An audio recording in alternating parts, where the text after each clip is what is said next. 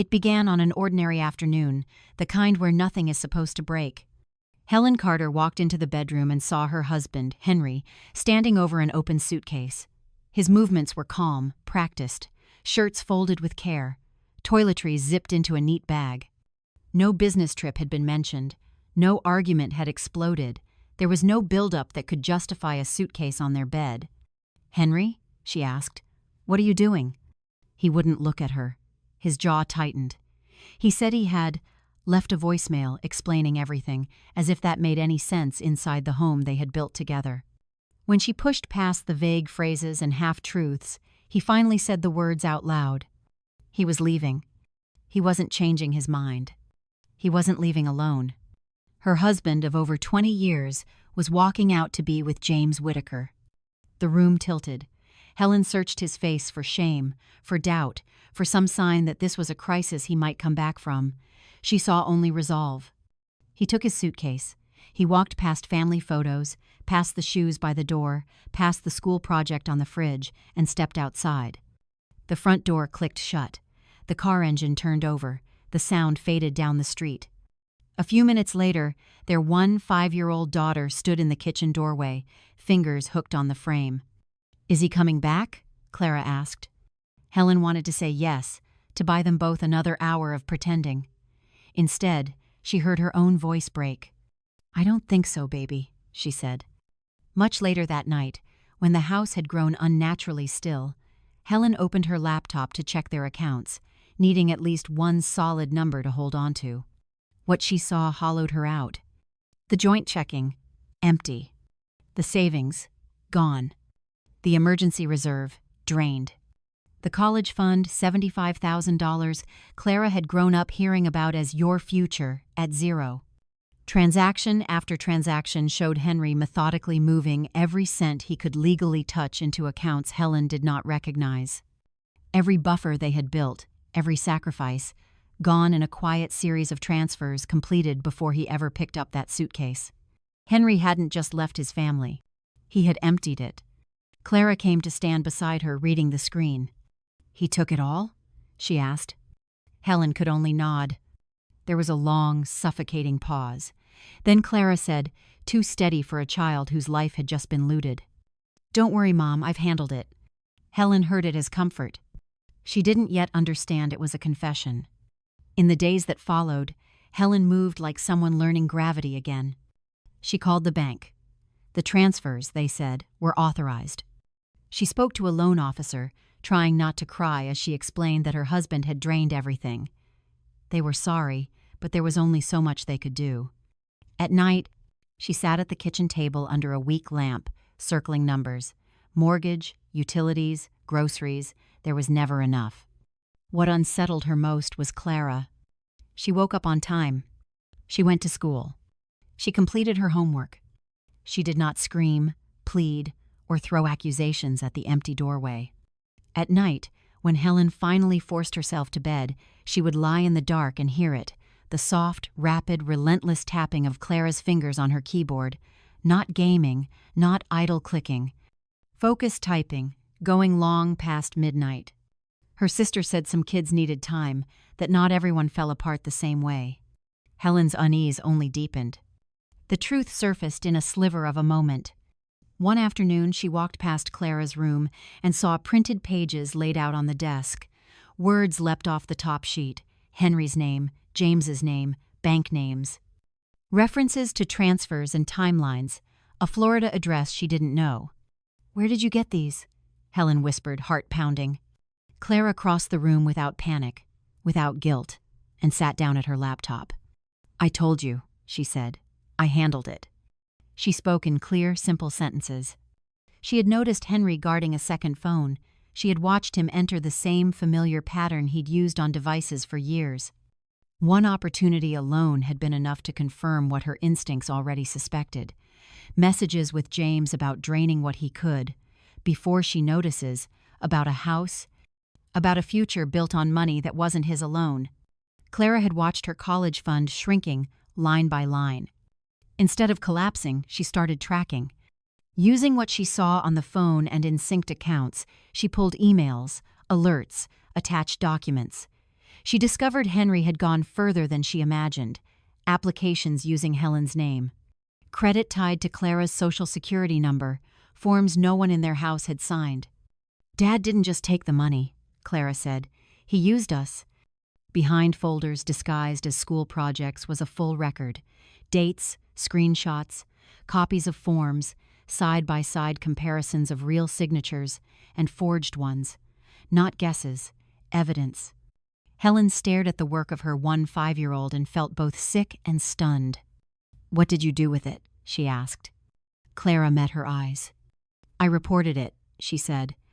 While Helen had been drowning in shock, Clara had already moved like a quiet prosecutor. She filed fraud alerts with the credit bureaus, listing each account that had been opened or touched without proper consent. She contacted their banks with meticulous documentation of suspicious transfers and forged applications. She organized everything into chronological packets and sent them to the appropriate authorities. Every place Henry and James had staked their new life accounts: loans, a Florida property Clara had mapped and exposed. She also sent carefully assembled evidence to James Whitaker's employer, showing how he had helped facilitate the scheme, and to James's father, ensuring the truth landed where it would be impossible to ignore. The results didn't come all at once. They arrived in ripples. New accounts locked. Pending loans flagged and then withdrawn. The Florida house deal frozen, then dead. Internal investigations opened, quietly and seriously. Then, one night, Helen's phone lit up with Henry's name. He was no longer composed. His voice shook with anger and fear as he talked over himself. Someone was sending his personal information around, forwarding documents to his job, to James's firm, to James's family. Accounts were frozen. People were calling what he'd done fraud. "This is harassment," he insisted. "It's illegal. Helen, did you do this? Did you hire someone? Tell me." Clara stepped into the room and held out her hand. Helen, trembling, gave her the phone. "Hi, Dad," Clara said. Silence on the other end. Then a flood. He loved her. He could explain. He had always planned to fix it. It wasn't what it looked like. Clara's voice didn't waver. "You took $75,000 from my college account," she said. "You used Mom's name and my social security number on things we didn't sign. You thought we wouldn't find out." He called it borrowing, a misunderstanding, bad timing. "You chose James," Clara said. "You chose the money. Now you have to live with it." No threats, no profanity, just a verdict. She hung up. In the weeks that followed, the structures Henry had built on stolen foundations caved in. He lost his job. James faced professional fallout and scrutiny. Their carefully drawn escape dissolved under the weight of documented truth. Helen watched and understood. The person who had truly brought him down was not a lawyer, not a bank, not a regulator. It was his daughter. Pride and unease lived side by side in Helen's chest. Clara had protected them with a precision no adult around them had shown, but she was still 15. How could someone so young carry something so heavy and not crack? Helen took her to see Dr. Patricia Reeves, a psychologist who worked with gifted children and trauma. Clara told the story from start to finish: how she noticed, how she verified, how she chose official channels instead of retaliation. There were no theatrics in her voice, no pleasure in the destruction she'd caused, only a firm belief that this was what had to be done. Later, Dr. Reeves told Helen that some children, when betrayed by the person meant to protect them, survive by taking control rather than collapsing. Clara wasn't numb, she said. She was intentional. Life at home was still tight. The missing money hadn't miraculously returned, but the bleeding had stopped. Their identities were flagged and guarded. The danger Henry had created was contained. Clara didn't bury what happened. She refined it. She took her folders and turned them into a guide, plain language steps any family could follow to secure passwords, monitor statements, challenge suspicious charges, and report fraud. She shared it discreetly in places where people were asking for help, where shame and confusion kept them stuck. Responses trickled back. "We found something wrong. We closed an account in time. We stopped it." Then came an email from Secure Family, a cybersecurity company. They had noticed the consistency in certain anonymous reports, the thorough documentation, the organized evidence, and traced them back. They were impressed with the mind behind the files. They offered mentorship, tools, opportunities. To Helen, it sounded like a door opening. Clara read it and closed it without dramatics. "They want to own it," she said. "They want to sell fear. That's not why I did it." Her refusal was as calm and final as her verdict on the phone with Henry. Clara did not stop. Staying anonymous, she kept answering messages from people who suspected that someone close, a spouse, a sibling, a business partner, was quietly draining their accounts or using their names. She walked them through gathering statements, freezing lines of credit, filing formal reports. Each success story felt, to Helen, like a piece of stolen future being rebuilt in some other kitchen, at some other table. Outwardly, Clara was still a young girl. Inwardly, she had become a line of defense no one had expected. Sometimes Helen asked if she hated her father. "Yes," Clara would say, but without obsession. She didn't dream of punishing him for sport.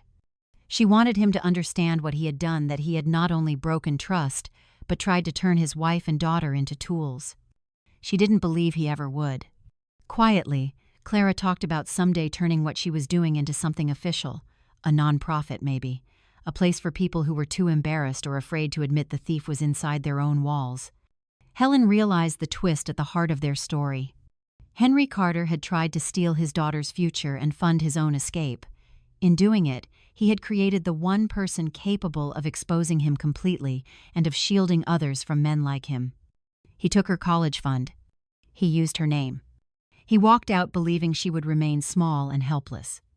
Instead, Clara Carter became the force that stopped him. Henry lost his job, his reputation, his clean escape with James Whittaker. Their names became quiet warnings in systems that no longer trusted them. Helen and Clara, left with less money and more scars than they deserved, built something he could never reach. Safety rooted in knowledge, strength born from betrayal faced head-on. On another ordinary morning, Helen watched Clara sling her backpack over her shoulder and head out the door for school. For a moment, she looked like just a child again. But Helen knew better. Henry Carter had tried to steal his daughter's future. All he had really done was reveal who she was. And that, in the end, was the one thing he could never take.